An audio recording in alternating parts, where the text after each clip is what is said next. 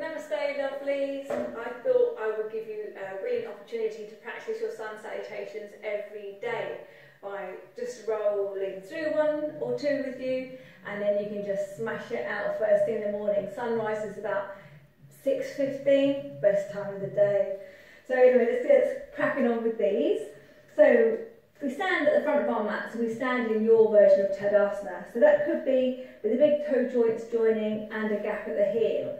Or if you were a skeleton, and I picked you up by your shoulders where your feet would fall naturally underneath you. Either of those things are perfect. But coming into your version of Tadasana, thinking about energy drawing up from the floor, perhaps lifting the kneecaps slightly, lifting up the quads, drawing up the pelvic floor. The abdomen is drawing in, the back of the waist is drawing in, the lower ribs are tucked in, so we've got a bit of a tone around here. Shoulders are backing down, and the crown of the head is thinking about going towards the ceiling. We take our hands to heart centre. We breathe in here for one, and we'll breathe out. And then we're going to breathe in. We're going to lower the hands, we're going to circle them up to the ceiling, stretching up here, looking up if that is good in your neck. Breathing out, we're going to begin to take the hands down, we're going to bend the knees, take the hips back in space, bend the knees some more. If you have any blood pressure issues, you can take the hands to the shin and just begin to take the tailbone up.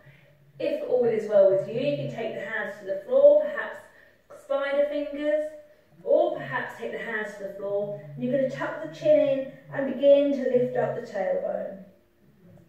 We're going to breathe in, we're going to lift up the head, we're going to lift up the heart. And then we're going to breathe out, we're going to step back as far as you can with the right leg and the left leg. And you're going to engage the core here, and then you're going to drop the knees down to the floor and begin to take the elbows back in space, elbows moving down by the side of the body, relaxing down. Breathing in, we're going to look up, shoulders are backing down, elbows are tucked in. Breathing out, we're going to lower ourselves down, push the floor away, coming up into cat, tuck the toes under, hips back to the heels, push into the balls of the fingers, take the hips up into space, downward dog. So make sure that you're pushing into the balls of the fingers so that an idea of the heel of the hand is light. Feeling that stretch down the side of the body.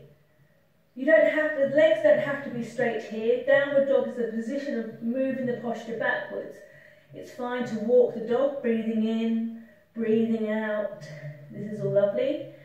Or if you wanted to, you could bend both knees and swing the torso down towards the thighs, and then think about taking the heels back down to earth. The legs don't have to be straight. You can do your downward dog 5 breaths here if you wanted to. You could do your 5 breaths in cat. That's all good. So, let's say I've got to my 5th breath. I'm going to breathe in here. As I breathe out, I'm going to come up onto my tiptoes, and I'm going to lift up my right leg. I'm going to create as much space as I can between my body and the floor. So I'm going to draw this leg in tight. Think about cat sit back. Moving forward, right and left. Again, I can have my hands to my chin here. I can stay here, this is fine.